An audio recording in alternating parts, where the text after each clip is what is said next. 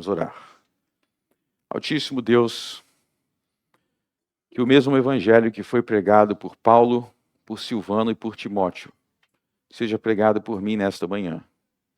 Que eu não venha, Senhor, anunciar nada exceto do que o Espírito de Deus me ungiu para anunciar. E que os corações estejam abertos, que os teus escolhidos venham a crer e receber o evangelho com toda a glória de Deus. Ó Senhor Deus, nos ensine a reconhecer Jesus nas Sagradas Escrituras. No nome de Cristo oramos. Amém. Glórias a Deus, nós vamos para a parte 57 de nossa série de mensagens, Rei dos Reis, exposições do Evangelho de Mateus. Nós temos exposto o Evangelho de Mateus, capítulo por capítulo. Nós já passamos pelo Sermão do Monte, nós já passamos por alguns milagres de Cristo, e agora nós vamos ler sobre o maior de todos os milagres. Antes de ler, eu quero que você se pergunte, qual dos milagres de Cristo você considera o maior? Qual dos milagres de Cristo você considera o maior? Será que foi a ressurreição de Lázaro, que estava morto há 4 dias? Qual deles é o maior milagre operado pelos homens? Então vamos falar isso agora. O maior de todos os milagres. Mateus capítulo 9, versos 1 a 8. E entrando no barco, passou para o outro lado, e chegou à sua cidade, e eis que trouxeram um paralítico deitado numa cama. E Jesus, vendo a fé deles, disse ao paralítico: Filho, tem bom ânimo, perdoados te são os teus pecados. E eis que alguns dos escribas diziam entre si: Ele blasfema. Mas Jesus, conhecendo os seus pensamentos, disse: Por que pensais mal em vossos corações? Pois qual é mais fácil dizer: Perdoados te são os teus pecados? Ou dizer: Levanta-te e anda? Ora, para que saibais que o Filho do Homem tem na terra autoridade para perdoar pecados, disse então ao paralítico: Levanta-te, toma a tua cama e vai para a tua casa. E levantando-se foi para a sua casa. E a multidão, vendo isto, maravilhou-se e glorificou a Deus, que dera tal poder aos homens. Até aí. Amém. Então, na outra semana, nós já vimos sobre como Jesus entrou no barco, ele agora passou para o outro lado e chegou à sua cidade. Esse é um detalhe importante, que Jesus chegou à sua cidade, e sua cidade aí se refere a Nazaré. E se a gente lembrar no início do Evangelho, o Evangelho de Lucas é o que mais enfatiza isso, existia uma grande resistência a Jesus na cidade de Nazaré. Eles tinham uma grande tendência à incredulidade, porque eles não acreditavam que Jesus, que havia sido criado no meio deles, a gente viu ele criança, a gente não vai aceitar que ele saiba mais do que a gente, ou que ele seja maior do que a gente viu ele criança. Então eles tinham uma incredulidade muito forte, e foi lá que ocorreu este episódio. E aí, eis que lhes trouxeram um paralítico deitado numa cama. Então havia um paralítico e seus amigos, nós lemos mais detalhes sobre isso no Evangelho de Lucas, mas ele foi levado até Jesus nesta cama. E parece ser bem óbvio, e isso, repito, os outros evangelhos vão deixar ainda mais claro, mas a intenção deles, ao levar esse homem até Jesus, era que ele fosse curado, porque ele era um paralítico. Então a intenção dele, eles sabiam que Jesus já vinha realizando muitos milagres, então eles falaram: nós vamos levar o nosso amigo até Jesus, para que ele deixe de ser paralítico. E aí entra no verso 2 algo muito importante. E Jesus, vendo a fé deles. Jesus, vendo a fé deles. E aí no verso, também no verso 4, diz assim: Jesus conhecendo os seus pensamentos. Deixa eu falar um pouco sobre esses 2 versos aí. Em primeiro lugar, você vai ver essa frase muito nos evangelhos, nas interações de Jesus com as pessoas. Vai ser dito que Jesus conhecia o que as pessoas estavam pensando e também, muitas vezes, na ocorrência de milagres, vai enfatizar que Jesus sabia quem tinha fé e quem não tinha. Então, nos dois casos, existe uma ênfase no fato de que Jesus conhecia os pensamentos, Jesus ele sabia o que as pessoas pensavam. E, de certa forma, isso faz com que ter um diálogo com Jesus fosse diferente e muito diferente do que ter um diálogo com outras pessoas que não fossem Jesus. Então, pare para pensar no seguinte: quando você conversa com as pessoas, seus irmãos na igreja, um amigo, colega de trabalho, chefe, seja quem for, essas pessoas só têm como saber o que você pensa com base no que você diz e no que eles observam externamente de você. Ninguém tem acesso direto ao seu coração. Então, se você me fala uma coisa, eu pergunto: e aí, tudo bem? E aí, você dá um sorriso e fala: tô tudo bem. Eu vou entender que você está bem. A não ser que você dê outra pista, outra evidência externa para dizer que, na verdade, você não está bem. Agora, com Jesus havia uma diferença, porque com Jesus, independentemente do que você falasse, ele não ouvia só a sua voz, ele ouvia os seus pensamentos, ele sabia o que estava pensando. Isso, inclusive, é uma das evidências da divindade de Cristo, porque lá no livro dos Reis, na inauguração do templo, Salomão enfatiza que somente Deus conhece os nossos corações e é capaz de vê-lo de forma direta e de forma imediata. Nós conhecemos também os corações das pessoas, mas é com base no que nós observamos externamente. Então, eu observo você tendo um comportamento, eu sei o que está no seu coração. Agora, Deus, Jesus Cristo, que é Deus, ele via isso de forma direta. O que isso tem de implicação prática? A primeira é que, se você observar os diálogos de Jesus nos evangelhos, os diálogos de Jesus no evangelho, às vezes parece que Jesus está dando uma resposta que não condiz muito com o que a pessoa está falando. Preste atenção. Por exemplo, tem um caso lá de um cara que ele chega para Jesus e ele fala assim: ó, estou tendo problema com herança, que o meu irmão não está querendo dividir a herança comigo. Isso está no Evangelho de Lucas. Tem um cara que chega para Jesus e reclama que o irmão dele não está querendo dividir a herança, Jesus tem que fazer alguma coisa para me ajudar. E aí Jesus responde acusando aquele homem de ser avarento. O leitor superficial vai perguntar: qual o problema dele querer a herança dele? Bom, se você se deter só o que ele está dizendo, não tem problema ele querer a herança dele. Não é esse o problema. Só que Jesus não respondia só com base no que ele estava dizendo.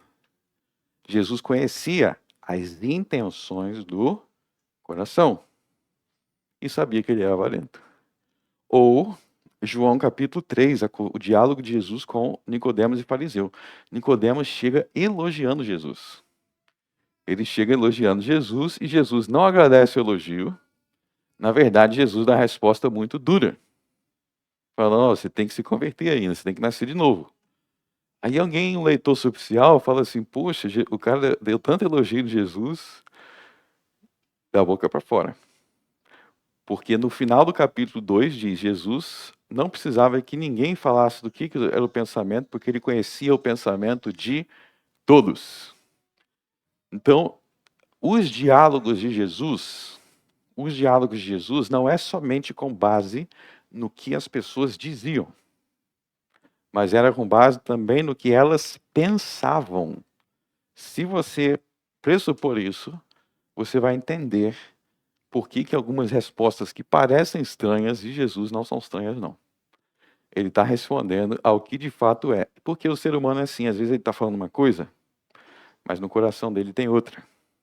Tem outra, tem outra, tem outra. E muitas vezes Jesus respondia não o que a pessoa disse, mas o que ela tinha pensado.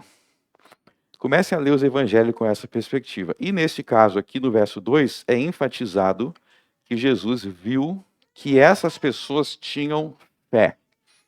E esse detalhe é muito importante, ele vê fé, porque é por isso que eu enfatizo tanto aqui. Eu não sei quem realmente está cultuando ou adorando aqui. Eu não sei. Porque você pode estar, se olhar só no exterior, eu vou contar. Tem 1, 2, 3, 4. Tem tantas pessoas aqui, então tem tantas pessoas cultuando. Isso é uma declaração aos olhos humanos. Quem realmente sabe quantos adoradores aqui é Jesus Cristo, que está presente no Espírito, ele está vendo se você tem fé. E lembre-se que fé não é acreditar em qualquer coisa. Fé não é acreditar em qualquer coisa, e fé também não é simplesmente acreditar que algo existe. Fé é confiar em Deus e no que Deus revelou em sua palavra. É confiar em Deus e no que Deus revelou em sua palavra. E Jesus Cristo, como Apocalipse capítulo 2 e 3, enfatiza com muita clareza. Apocalipse 1, 2 e 3. Leia os 3 primeiros capítulos, você vai entender o seguinte. Lá é revelado que Jesus Cristo, no culto da igreja, do dia do Senhor, ele está presente no meio da igreja por meio do Espírito, e ele está sondando os corações para dar a cada um segundo as suas obras. Então, estes homens aqui e este paralítico, ele foi abençoado por Jesus, porque Jesus encontrou nele fé. E assim também é frequentar a igreja. Quando você vem para a igreja, Apocalipse 1, 2 e 3 explica que você está indo se encontrar com Jesus Cristo, que está no meio dos castiçais, que são a igreja. E Jesus Cristo, ele diz lá em Apocalipse 2, que ele é aquele que sonda os corações e os rins, para dar a cada um segundo as suas obras. Então, dependendo da forma que você é encontrado aqui na igreja, você recebe ou o fruto da fé, ou o fruto da incredulidade. E aí no verso 2, Jesus, vendo fé deles, disse ao paralítico: filho, tem bom ânimo. Tem bom ânimo. Então Jesus falou diretamente com o paralítico. E aí é importante também a gente ver que existem tantas coisas na nossa vida que a gente não entende, que são coisas que nos causam sofrimento, mas que na verdade faz parte do propósito de Deus de fazer cooperar todas as coisas para o nosso bem. Então esse paralítico aqui, ele teve um privilégio que a maioria das pessoas que já existiram, e na verdade até a maioria das pessoas do tempo de Cristo, que foi ver Jesus face a face com ele, e Jesus falando diretamente com ele. Diretamente com ele. Nem mesmo os principais sacerdotes de Israel tiveram esse privilégio, porque quando eles quiseram prender Jesus, inclusive, eles tiveram que contratar Judas Iscariotes por 30 moedas de prata, porque naquela época não tinha Instagram, Facebook e nenhuma rede social ou nenhum jornal para ficar aparecendo o rosto de Jesus toda hora, igual hoje em dia, né? Você sabe, hoje em dia, como que é a face até do rei da Inglaterra. Eu ia falar rainha, agora é rei, né? Você sabe como que é o rosto do rei da Inglaterra? É o rei Charles. É só você entrar no Google. Naquela época não tinha essas coisas. Então, as pessoas que mais tinham chances de ver o rosto de Jesus eram os enfermos e de conversar com Jesus, porque Jesus ia até eles para curá-los. Só que aí, o que Jesus diz a ele, filho, tem bom ânimo, causa um pouco de surpresa. E como vamos ver, irritação por parte de algum, porque Jesus diz, filho, tem bom ânimo, perdoados te são os teus pecados. Perdoados te são os teus pecados. E aí, com certeza, a reação de muitos naquele contexto seria, ué, eu estava esperando que Jesus ia dizer, levanta e anda. Porque esse homem era um paralítico. Mas ele falou, perdoados te são os seus pecados. E a reação de muitos seria, só isso? Eu vim aqui para mais. Eu não vim aqui só para ser perdoado. E no verso 3 nós vamos ver que os escribas tiveram uma reação mais intensa porque eles diziam entre si, ele blasfema. Vamos entender o que é blasfêmia do verso 3. Blasfêmia é um dos pecados mais graves que existe. O que é blasfêmia? Blasfêmia é você falar algo contra Deus. Falar algo contra Deus. Então, se você criticar Deus, se você xingar Deus, se você falar contra Deus, esse é o pecado da blasfema. E não caia nesse pecado, porque é um dos pecados mais terríveis que existem. E blasfemos são pessoas terríveis. Não caia nesse pecado. Mas em que sentido eles estão acusando Jesus de blasfêmia? Para pensar. Lá no Velho Testamento, nós já aprendemos que, inclusive eles já tinham aprendido, porque eles tinham o Velho Testamento, que só quem sonda os corações é Deus. E aí Jesus fala com as pessoas, sondando os corações. Ou seja, só aí Jesus já está fazendo algo que pressupõe a sua divindade. Aliás, deixa eu abrir um parêntese rápido aqui. Tem pessoas que têm medo de orar em voz alta, porque eles pensam que o diabo vai ouvir, e se o diabo ouvir, pode atrapalhar responder aquela oração. Tem gente que pensa assim. Aí vou orar aqui em silêncio, para o diabo não ouvir. Não permita que o diabo destrua a tua comunhão com Deus. E se permitir que o diabo destrua a sua comunhão com Deus. Então é do tipo assim, eu vou parar de falar com a minha esposa, porque se eu falar com a minha esposa, o diabo vai ouvir e vai atrapalhar meu casamento. É a mesma linha de raciocínio. Essa é a maior besteira do mundo. O diabo, ele pode ouvir o que ele quiser, porque quem determina se vai dar certo ou não é Deus. E aí tem mais. Isso aí já é ruim. Agora eu vou contar uma pior que as pessoas pensam. Tem pessoas que pensam que o diabo ele conhece os corações. Que ele também vai ler os seus pensamentos. Vocês estão dando muito poder para os demônios. Eles não leem pensamentos. Somente Deus lê pensamentos. E quando você fala, se Deus quiser agir, ele ouviu ou não faz diferença. Nenhuma. Ok? Então, somente Deus lê pensamentos. E tem uma segunda coisa que somente Deus pode fazer, que é o motivo deles acusar Jesus de blasfêmia. Somente Deus perdoa pecados. Somente Deus perdoa pecados. E aí a gente precisa diferenciar de algo muito importante aqui, duas coisas muito importantes. Tá? Uma coisa, o que é a definição de pecado? Pecado é ofensa contra Deus. Então, somente Deus perdoa pecados no sentido de somente Deus perdoa ofensas cometidas contra Ele. Quando nós, seres humanos, nos perdoamos uns aos outros, quando eu perdoo você, quando você me perdoa, nós não estamos tratando da dívida com Deus. Então, se você pecou contra mim, ou se eu pequei contra você, aí eu te pedi perdão. Eu estou te perdoando em relação a mim. Mas eu não estou perdoando o pecado contra Deus. São dois assuntos diferentes. Uma coisa é eu te perdoar ou você me perdoar em relação a algo que eu fiz com você.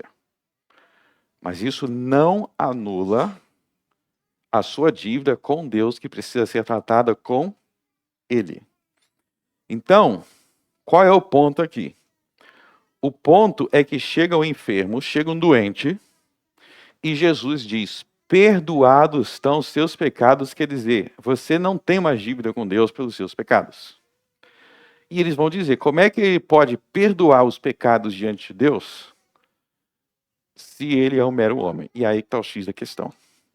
Jesus não é um homem comum. Jesus é Deus. Então você vê que por toda essa passagem, Jesus está fazendo coisas que somente Deus pode fazer. Por que eles acham que é blasfêmia? Porque eles não reconhecem que Jesus é Deus. Por isso que eles acham que é blasfêmia. E aí, novamente, no verso 4. Então, não só Jesus perdoa pecados, mas Jesus sonda os corações. Olha só no verso 4. Mas Jesus, conhecendo os seus pensamentos. Olha só, tudo que Jesus está fazendo aí é como Deus. Ele perdoa pecados e ele conhece o que as pessoas estão pensando. Disse, por que pensais mal em vossos corações? E aí vai vir uma pergunta muito importante. Preste atenção nessa pergunta. E aí você tem que pensar, como que você responderia? Não precisa falar em voz alta, e eu não vou sondar o teu pensamento. Mas a pergunta está no verso 5. Qual é mais fácil? Dizer, perdoado-te são os seus pecados, ou dizer, levanta-te e anda? Para pensar nisso daí. Qual é mais fácil?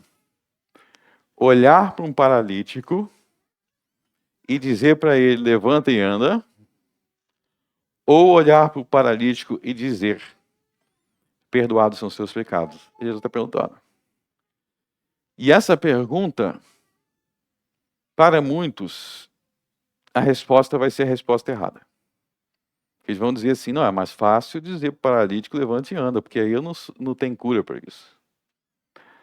Ou, quer dizer, é mais difícil. Para muitos vai ser, é mais difícil curar um paralítico. Eu não consigo. Agora, perdoados são os pecados, eu posso falar aqui. Grande engano. Qual é o ponto de Jesus?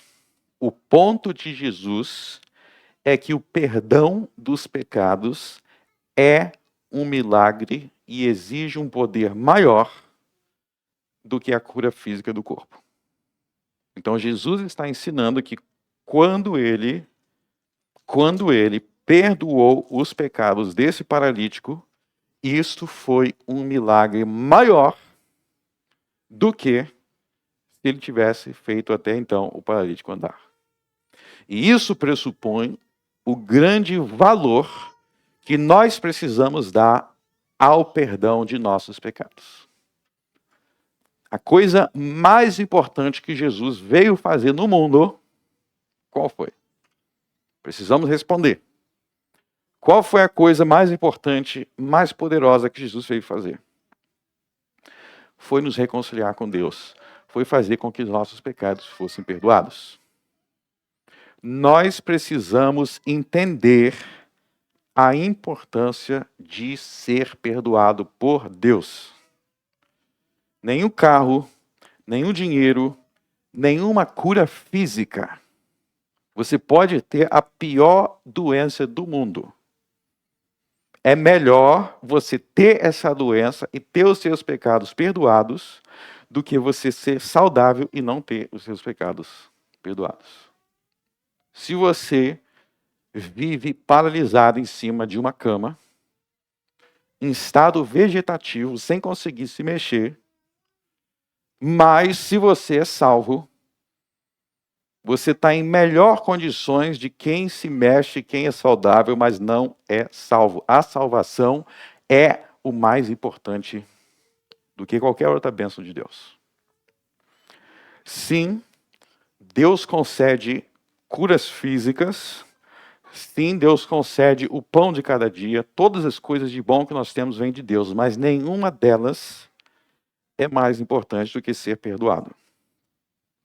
Nenhuma delas é mais importante que ser perdoado. E eu vou te dizer por que os homens têm dificuldade de entender a importância do perdão. Vamos refletir em algumas questões que fazem com que o homem não entenda isso. Em primeiro lugar, porque o homem não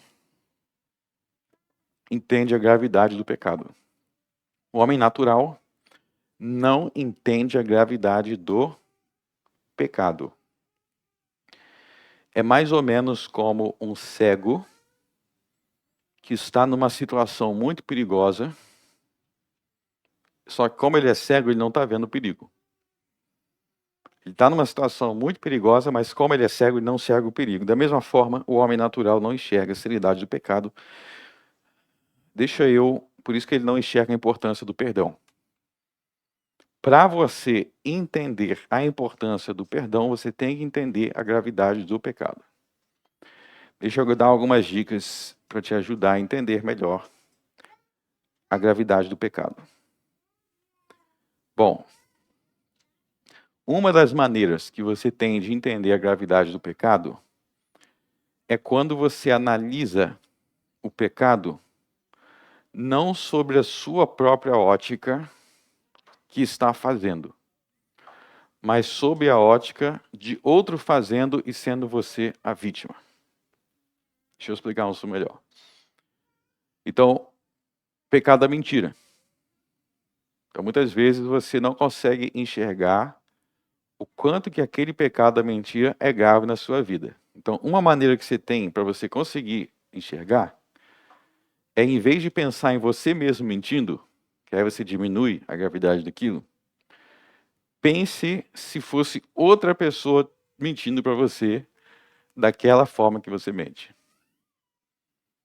Então, esse exercício é um exercício de sair de si mesmo. Sair de si mesmo tendo o próprio umbigo como centro. Tem coisa que você só minimiza porque é você que está fazendo e você acha que quando é você fazendo, aquilo não tem tanto peso. Pense em outra pessoa fazendo. Quer ver uma passagem bíblica que ensina isso? A passagem lá do rei Davi.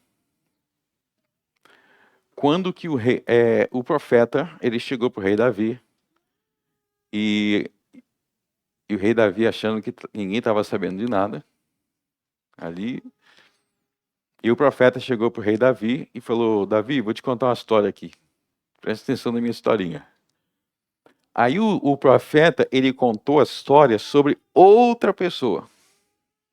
Só que aquilo na história era parecido com o que Davi tinha feito. Só que ele não contou para Davi.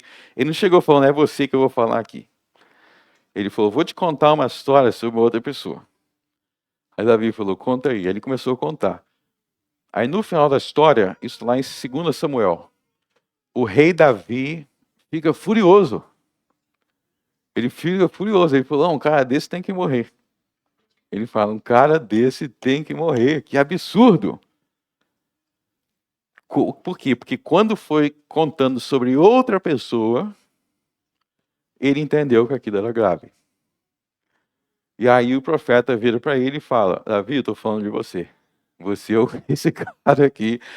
Aí ele se desesperou. Tudo que é com outras pessoas, a gente tem mais facilidade de entender, porque a gente tem a tendência de minimizar os nossos próprios erros. Então, quando é com você, você tem um monte de historinha para explicar. Se você vê outro fazendo o mesmo, você começa a se irritar com aquilo. Você começa a se irritar. Perceba se não é assim. Então, por exemplo, tem pessoas que são muito fofoqueiras. Só que ela não enxerga a fofoca dela como problema e normalmente ela não diz que é fofoca. Não, só estou conversando. Só estou conversando. Isso quando não diz que só está pedindo oração. Ó, olhe por fulano. Aí vem um monte de fofocada. Agora, vai fofocar sobre ela. Vai você fofocar sobre ela. Vai ficar furiosa. Ou às vezes a sua forma fria de tratar as pessoas. Não precisa ser algo tão grave assim, mas às vezes você tem a forma fria de tratar as pessoas. Aí quando alguém te trata de forma fria, ou chega um visitante na nossa igreja, aí você tem um monte de explicação do porquê que você não pôde nem apertar a mão desse visitante, para ele se sentir bem-vindo. Agora vai você visitar uma igreja e ninguém fala contigo, você não gosta. Então, por isso que no Sermão do Monte, presta atenção nas palavras do Sermão do Monte, que é o que eu estou ensinando aqui. Jesus disse, tudo o que quereis que os homens vos façam, fazei vós a eles também. Dito de outra forma, uma das maneiras de entender a gravidade dos seus pecados é você refletindo em como você se sente quando você sofre aquele pecado. Como que você sente quando alguém faz isso com você? Ah, você não gosta. Tudo o que quereis que os homens vos façam, fazei vós também. Mateus capítulo 7. É outra maneira de dizer: amarás o teu próximo como a ti mesmo. Qual é a ideia do amarás o teu próximo como a ti mesmo? É a mesma ideia. Você não gosta quando é feito com você. Você não gosta quando você sofre aquilo. Então pense em cada pecado aí nesse momento, cada pecado que você tem, cada aspecto que você tem. É muito fácil justificar-se a si mesmo. Mas se realmente aquilo é correto, você vai conseguir justificar a mesma coisa em outra pessoa. E aí você vai começar a enxergar a seriedade daquilo. Então pense naquilo sendo cometido com você, pense naquilo sendo cometido com os seus filhos. É uma dica para você pensar, vocês aí, homens que são maridos, né? Você é o tipo de cara, você é o tipo de pessoa que você gostaria que a sua filha se casasse? Se você for um marido, você pensar, uma coisa é você se justificar, dizendo, eu faço o que eu posso como marido, mas a pergunta é, se a sua filha se casasse com alguém parecido com você ficaria feliz ou ficaria triste? Se o teu filho, vocês esposa, se o teu filho se casasse com a mulher que trata ele da mesma forma que você trata o seu marido, você ficaria feliz? Então, essas são maneiras da gente refletir e pensar nas coisas se a gente realmente vai continuar nos justificando. Ah, não ficaria feliz não, porque eu perturbo muito meu marido. Eu quero alguém que dê paz ao meu filho. Aí você começa a ver que a gente precisa sair de nosso próprio eu para entender a gravidade do pecado. E aí a gente vai entender que o próximo ponto que eu quero falar é por que que Deus trata o pecado como tão sério? Por que que Deus trata o pecado como tão sério? Tem muitas razões, muitas. Uma delas eu quero enfatizar aqui, que muitos não refletem. Deus trata o pecado como muito sério, porque Deus ama a raça humana. Deus trata o pecado como muito sério, porque Deus nos ama. Então, por exemplo, aquela pessoa que você enganou, aquela pessoa contra quem você adulterou, aquela pessoa que você, de alguma forma, fez um mal contra ela. Deus ama aquela pessoa. Para você entender a gravidade do pecado, você tem que partir. Tem várias óticas que a gente pode ver isso, mas uma das coisas é entender o amor de Deus pela raça humana. Então, nós temos a tendência de diminuir a importância que as pessoas têm. Só que Deus criou o homem à sua imagem e semelhança. Ou seja, o Salmo 8 diz que Deus criou o homem de forma gloriosa. Ele tirou o homem do pó da terra e ele exaltou o homem, e Deus ama a raça humana. Deus ama a raça humana. Coloca isso firme no seu coração e me diga quantas vezes você não questiona isso. Quando você passa a questionar isso, acontece o seguinte. Essa semana eu vi uma barata lá na minha casa. O que eu fiz? Eu peguei um chinelo e eu bati na barata. Arrebentei com a barata. E ela ficou lá dando as suas últimas gemidas antes de falecer completamente. E enquanto ela estava se mexendo lá, escorreu uma lágrima aqui, escorreu uma lágrima. Será que escorreu uma lágrima? Não. Na verdade, eu fiquei feliz por ver ela sofrer. Aquela barata maldita. Bom, Será que eu sou um psicopata por ter prazer em ver a morte de uma barata? Obviamente que não. Na verdade, um ambiente com muita barata é um ambiente sujo, não é isso?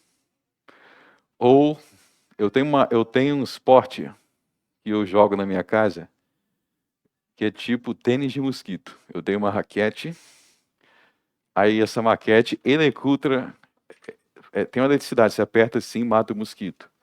Eu gosto porque a mosca é muito rápida. Quando eu consigo pegar a mosca, é uma comemoração. Eu gosto de ver a mosca sofrer.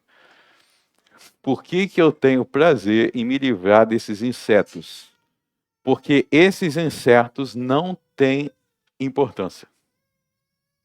Eles não têm importância para mim. Aquela barata não tem importância para mim. Sabe qual é o problema que está acontecendo com as pessoas? Elas enxergam o ser humano como se fosse uma barata. Elas enxergam o seu próximo como se as pessoas não tivessem o valor. Entenda que aquela pessoa, por mais que você não goste dela, ela tem importância diante de Deus. E aquelas coisas que você não gosta a respeito dela, na medida que são realmente coisas erradas, aquilo é por causa do pecado. O pecado deturpa. Mas a essência da raça humana, Deus disse em Gênesis 2, Gênesis 1, que ele criou o homem à sua imagem e viu que era tudo muito bom. Quando a gente começar a entender o amor de Deus pelas pessoas e o valor que elas têm diante de Deus, nós vamos começar a tratá-las não como baratas nem mosquitos, mas com a dignidade humana que o ser humano precisa ser tratado. E aí a gente vai entender que Deus trata o pecado como grave, dentre outras coisas, porque aquela pessoa que você odeia, ele ama. Existe um amor universal e comum de Deus por todas as pessoas, toda a raça humana. E é por isso que quando você engana aquela pessoa, quando você mente para aquela pessoa, Deus tem um incômodo, uma ira, por assim dizer, por aquilo que aquela pessoa está sofrendo. Isaías 1 deixa isso muito claro. Lá em Isaías 1, Deus vai falar sobre o sofrimento dos órfãos, das viúvas. E ele vai dizer que ele se incomoda com o sofrimento daquelas pessoas. E que por isso ele trata como grave você ser a causa daquele sofrimento. Então entenda que muitas coisas você não entende porque que é grave, porque você está fechado no seu eu. Quando você está fechado no seu eu, você não vê o que você está causando nas pessoas. Mas Deus vê. E é por isso que ele se ira. Porque por amar aquela pessoa, ele se ira. Porque ele enxerga o que ela está sofrendo. Então, essa é uma perspectiva que a nossa cultura não nos ensina a ter. Nós somos incentivados a desvalorizar o próximo e a não enxergar que Deus não vê o meu próximo como uma barata. Agora, não tem nenhuma passagem na Bíblia que diz assim, ó, toda vez que você mata um mosquito, a ira de Deus se acende, porque você está matando aquele mosquito. Não existe isso. Não existe quando você matou uma planta, né? Você colheu lá o seu alface, aí Deus ficou irado porque você vai comer aquele alface. Não. Agora, se você matar um homem, Gênesis 9.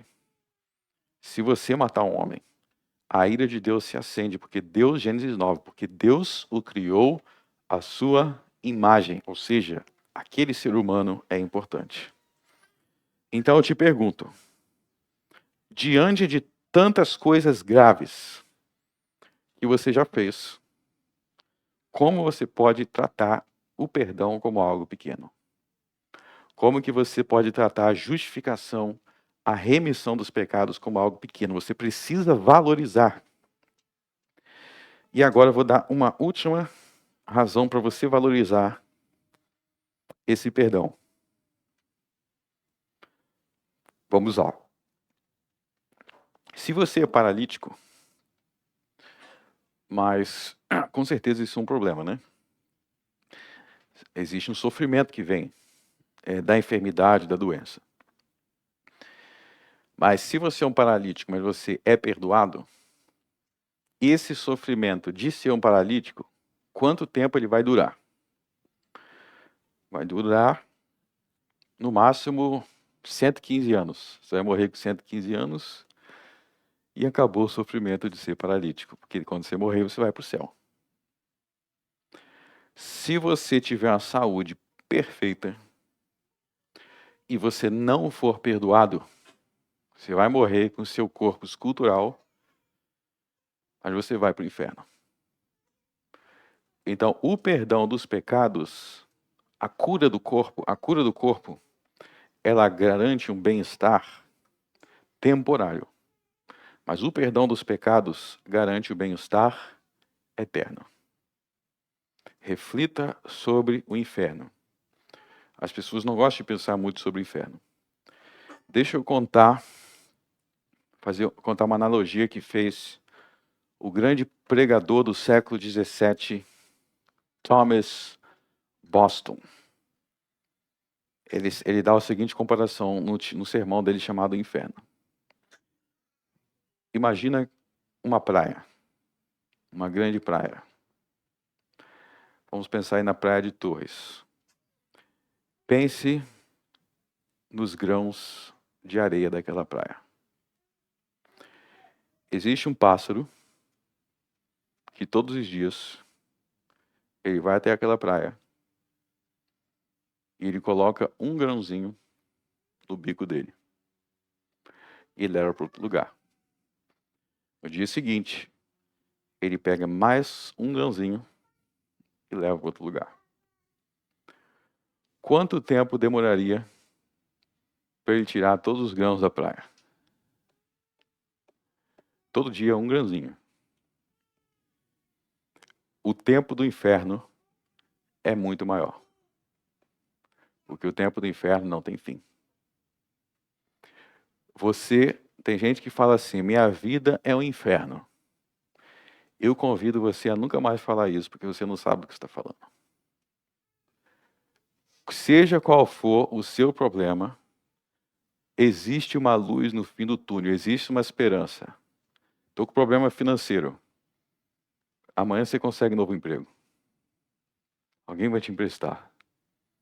Você pode chegar no fundo do poço. Se você estiver na terra, pode ser o mais fundo do poço. Existe uma esperança. Nem que a esperança seja que você vai morrer e você vai para o céu. Igual Paulo, quando ele estava preso lá em Roma. Uma terrível prisão, ele falou, tenho esperança que quando eu morrer, pelo menos eu vou me encontrar com Cristo. Quem está no inferno não tem esperança nenhuma, nem a esperança de deixar de existir. Nem mesmo isso. Ele não pode nem esperar, pelo menos daqui a 50 milhões de anos eu deixo de existir. Não, porque o inferno é o castigo eterno. Qual é a solução desse problema? A solução do problema do inferno é uma única solução, que é ser perdoado por Deus. Ser perdoado por Deus. Por isso que é tão grave e é tão sério quando existe uma igreja que ela não é clara sobre como ser perdoado por Deus. Para ser perdoado por Deus, você tem que ir no confessionário, depois você vai rezar 10 Ave Maria, 5 não sei o que lá, aí você vai ser perdoado. Isso é muito grave, porque o prejuízo causado é muito grave, que é a condenação do inferno. Você vai fazer isso, você vai fazer aquilo. Como que Jesus ensinou que nós somos perdoados por Deus? Para que sejamos herdeiros da vida eterna. João capítulo 3, verso 16. Porque Deus amou o mundo de tal maneira, olha só essa parte, porque Deus amou o mundo de tal maneira que deu seu Filho unigênito para que todo aquele que nele crê não pereça, mas tenha a vida eterna. Como que se é perdoado por Deus? Confiando em seu Filho, Jesus Cristo. Por meio da fé. Por meio da fé você adquire o perdão. E essa é uma mensagem tão simples que os homens a rejeitam e inventam outros meios de ser perdoado. É como se não fosse suficiente ser isso. Não é suficiente e foi explicado por Jesus com clareza. Como está explicado aqui? No verso 2. E Jesus, vendo a fé deles. Vendo a fé deles, ou seja, viu que ele creu. E porque ele creu, ele não disse, ó, você creu, mas tem que fazer isso, para depois você ser perdoado. Não, você creu, logo perdoados te estão os teus pecados. E aí Jesus realizou esse grande milagre, que é livrar este homem do inferno. Jesus livrou ele do inferno para sempre. De modo que jamais ele iria novamente se perder. Ele foi livre do inferno para sempre.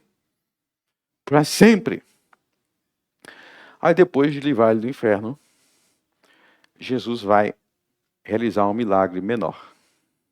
Então tem dois milagres aqui. Tem o maior e tem o menor. Qual é o menor? Verso 6. Ora, para que saibais que o Filho do Homem tem na terra autoridade para perdoar o pecado, ou seja, para vocês entenderem que eu sou o Salvador, eu vou curar esse paralítico. Levanta-te, toma a tua cama e vai para casa. Ele curou o paralítico. Mas vocês têm que entender que estão dois milagres aí. E o de curar ele é o menor. Porque esse de curar ele, a vida dele vai ser mais feliz. Mas o mais importante é a vida eterna. É a vida eterna. Qualquer bem-estar que nós possamos ter na terra, por melhor que seja, por mais desejável que seja, não se compara com a vida eterna. Então, meus irmãos, não permita que nada venha atrapalhar que você chegue e herde a vida eterna. Não permite que nada impeça, não coloque nada acima.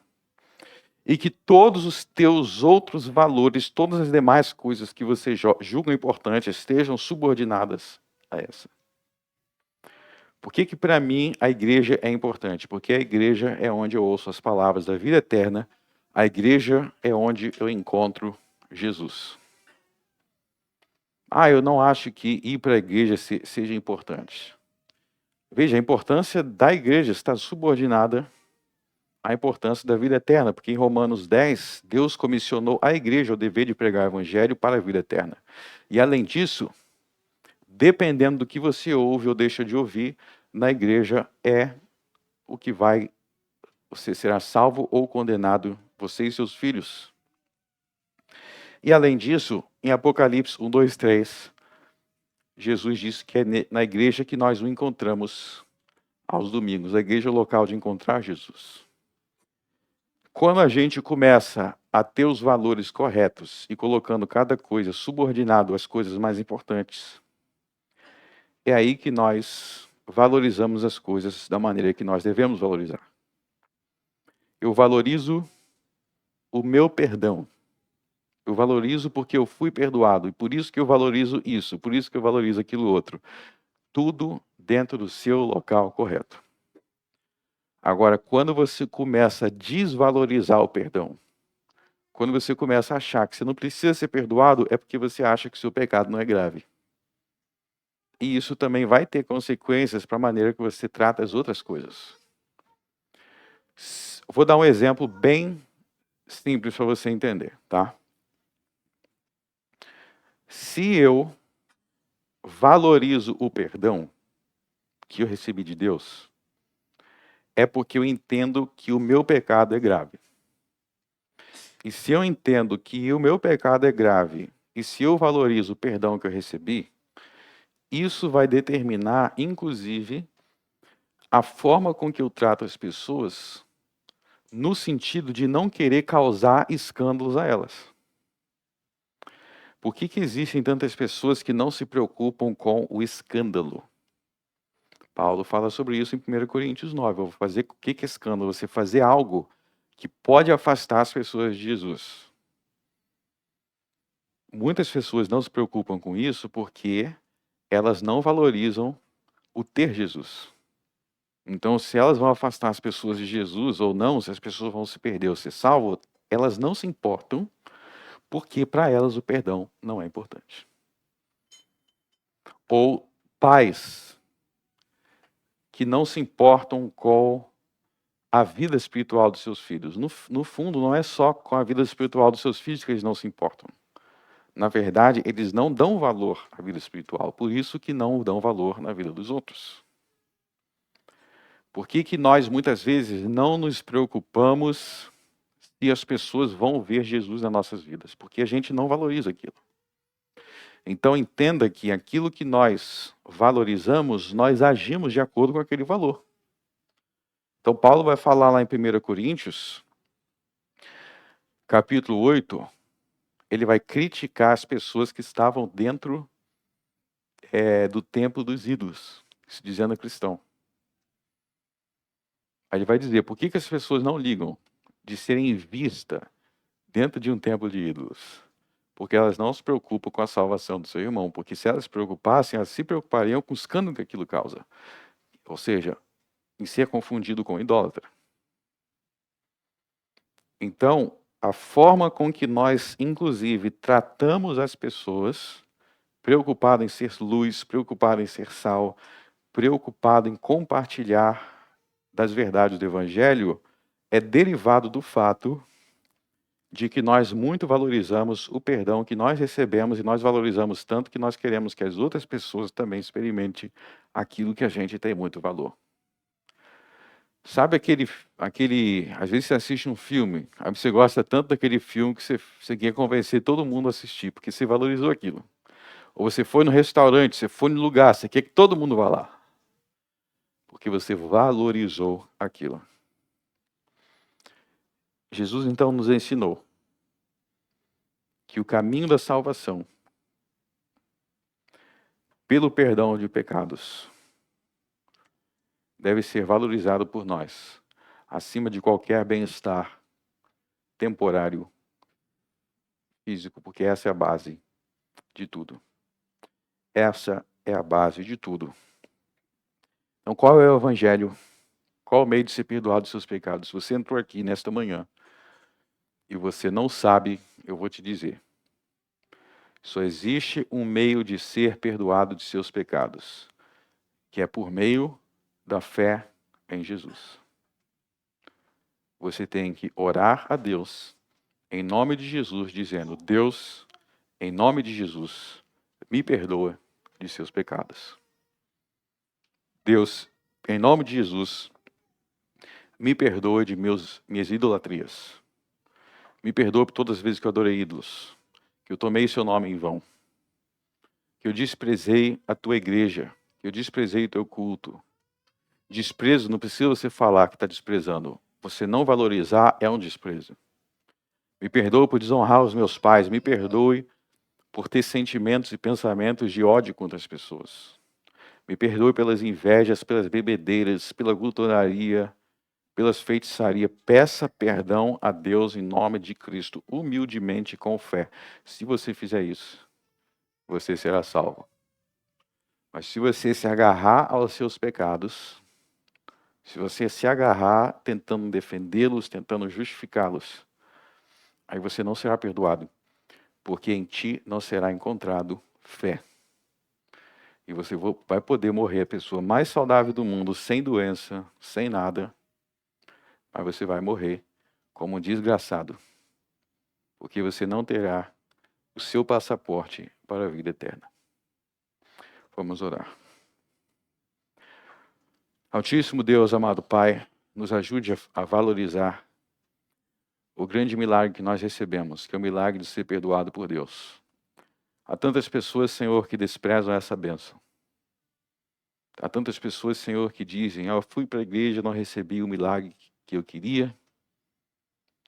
Nos ajude a entender, Senhor, que não há milagre maior do que ser perdoado por Ti, do que sermos reconciliados contigo por meio da obra de Jesus. Ó Senhor, nos lave pelo sangue de Jesus. Nos lave, Senhor, por Jesus Cristo. Nos ajude a valorizar a nossa salvação, mais do que qualquer outro bem.